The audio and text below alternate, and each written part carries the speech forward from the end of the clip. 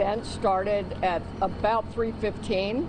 It did involve a man driving a pickup truck down Bourbon Street at a very fast pace, and it was very intentional behavior. This man was trying to run over as many people as he possibly could. It was not a DUI situation. This is a more complex and more serious based on the information we have right now. This man, this perpetrator, he fired on our officers from his vehicle when he crashed his vehicle. 2 of our officers have been shot. They are stable. Well, we are staying on top of breaking news in New Orleans. 10 people dead after a truck drove through a packed crowd on Bourbon Street as people rang in the new year. The suspect is dead. 35 more are hurt. And the attack comes as tens of thousands are in town for the Sugar Bowl. The mayor calling this an act of terrorism. First of all, we do know that the city of New Orleans was impacted by a terrorist attack. It's all still under investigation.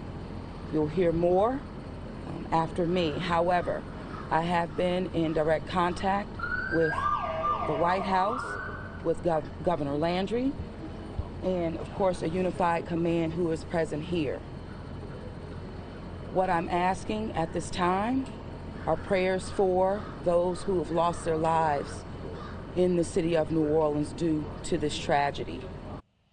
And our News Nation affiliate in New Orleans spoke with eyewitnesses.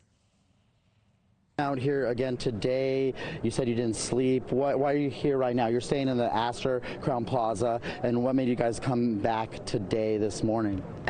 We just needed to get out for a minute, go get a drink, and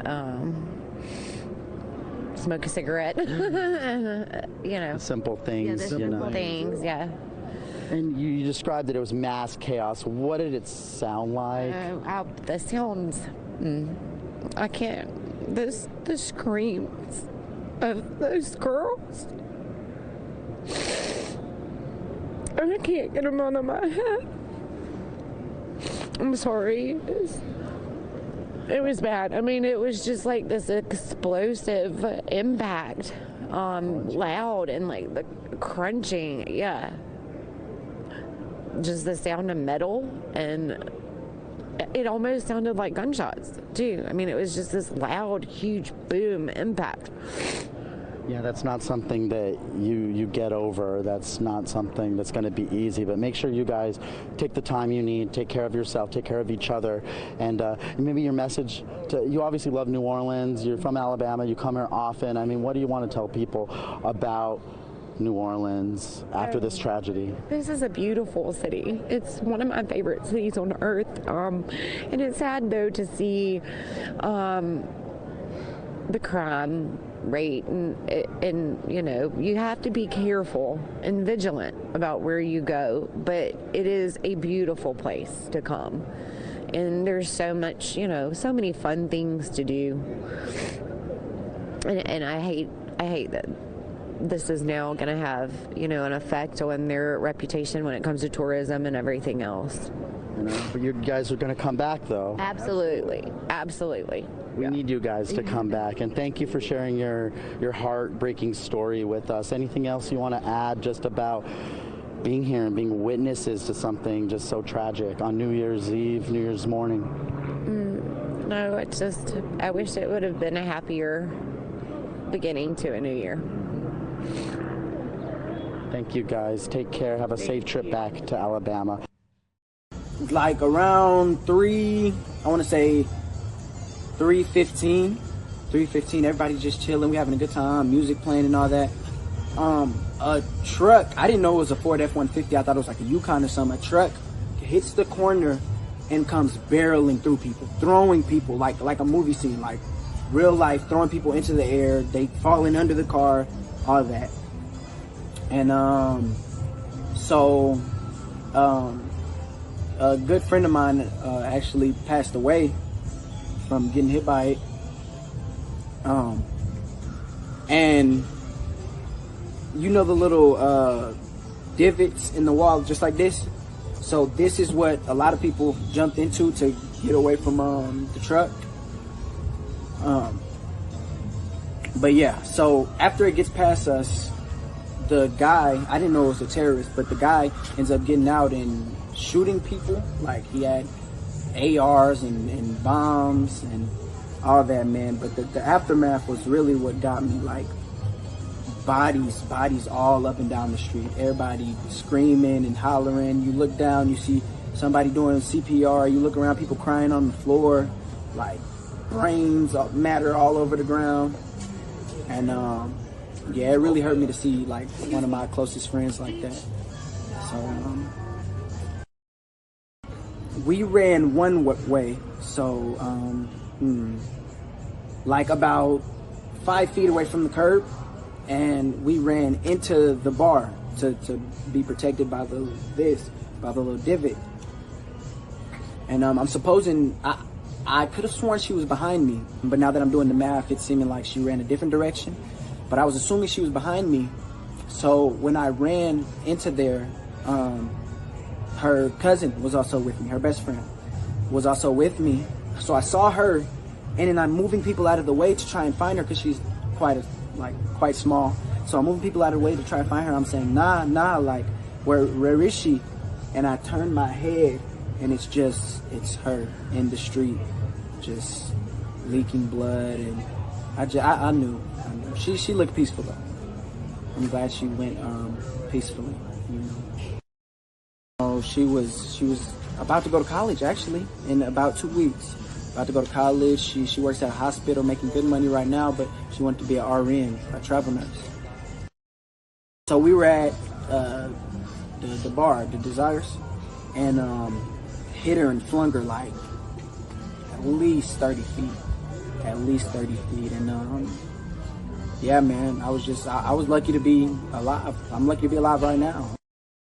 This is my first time being to Bourbon, by the way. So, like, insane first experience. I'll never come back. Like, you won't ever see me here again. But I think it was Desires or some along right across from Voodoo Chicken. So yeah, we were right across from there, and then everything started to unfold.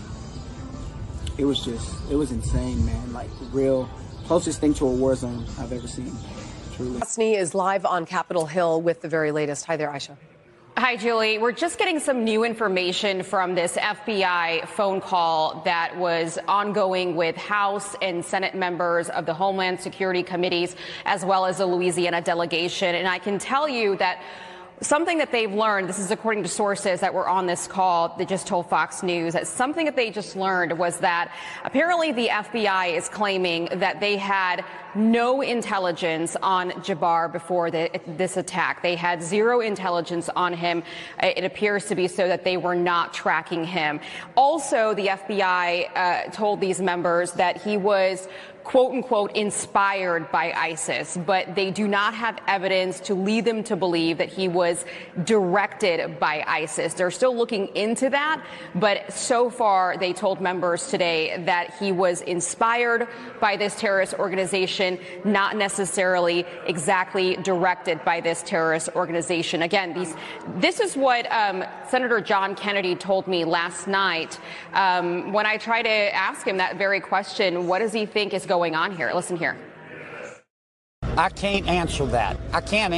But I shouldn't. I'm going to say it again, Aisha. We're giving the FBI and Homeland Security a reasonable amount of time to do their job. And by God, they're going to do their job, and they're going to catch these people. And we're going to know a whole lot more in the next 48 hours. Whenever we got to the balcony, it is not what we expected. It was the beginning of the mass casualties. Dead right in front of us was someone's mother, twisted, obviously deceased. We counted 8 just from a couple of seconds of standing there, 8 bodies. 2 looked to be at least alive. I wouldn't say survivable, but alive. And the other 4 were clearly, very clearly graphically deceased. That is And a gut punch to hear. No one was around. Like after they were mowed over, not knowing anything, like no one was helping these people. They wouldn't let us out. I have training personally, and they just immediately locked us in there. And we could see some people did eventually go and start attending to the bodies. One man, deceased, had tire tracks across his back. And then when someone turned him over, he had tire tracks across his stomach, and he was clearly crushed. The mother that was in front of us, she was just horribly disfigured. A little girl that we had seen dancing as we were walking up the street was as flat as a pillow. I mean, it just kept going. Like every eye shot, body. It's difficult to hear. I'm sure it was far worse to witness and to experience. It was unbelievable. It was only could be referenced to a movie. These hydraulic steel barriers from past events. Last Mardi Gras, this happened to an extent, maybe not terrorism, but still people getting hit in mass population with vehicles. Those barricades were not up, period. They had the flimsy orange ones that you could just push over with your finger. We actually thought it was kind of odd because usually when you get to Bourbon Street, you can turn your back to Canal and not worry about anything. You can just walk the street, especially on New Year's, and there were still vehicles coming after 8 p.m. And then, I mean, the fact that they never raised them, that's how this guy was able to get down Bourbon Street so quickly and cause so much damage. Because there's other barricades past the Canal and Bourbon intersection. There's more like every 2-3 blocks. So what was 10 or 15 dead and 30 wounded could have only been maybe 5 and 15. I mean, who can say, but it definitely would have been minimalized because this truck cannot go around those barricades. Everything in New Orleans in the French Quarter has a balcony. All the balconies have poles, several steel poles, and there's no going around anything. If that barricade's up, that's a wrap. That's your end. Doug McCash, I'm with NOLA.com, and lately I've been writing about the mayor and governor's proposals to make the French Quarter safer. And one of those proposals was to have mechanical barriers that would prevent vehicles from approaching Bourbon Street after certain hours. Shall we take it down just for you? Here you go. Ready? That exciting.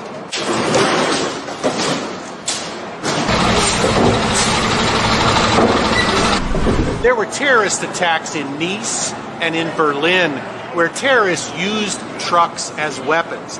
And this is supposed to protect us from that. I don't think it's that bad of an idea. Keeps cars from running us over when we're drunk, right?